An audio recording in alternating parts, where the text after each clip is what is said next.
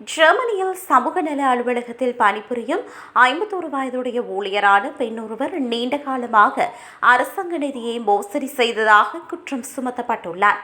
இந்த சம்பவம் தொடர்பான விசாரணைகளில் குறித்த பெண் தனது குற்றங்களை ஒப்புக்கொண்டுள்ளதாக தெரிவிக்கப்படுகிறது.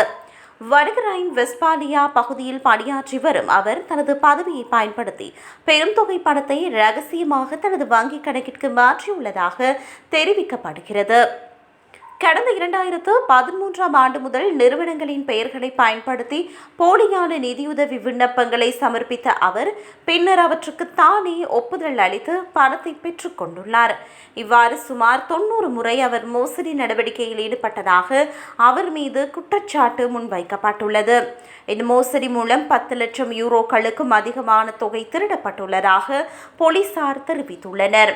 தற்போது நீதிமன்றத்தில் விசாரணைக்குள்ள வழக்கில் மட்டும் சுமார் 5 லட்சம் யூரோக்கள் தொடர்புடையதாக கூறப்படுகிறது.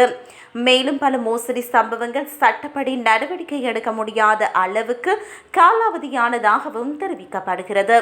இந்நிலையில் குறித்த நபர் நீதிமன்றத்தில் குற்றங்களை ஒப்புக்கொண்டு மன்னிப்பு கோரியுள்ளதாக தகவல்கள் வெளியாகியுள்ளன.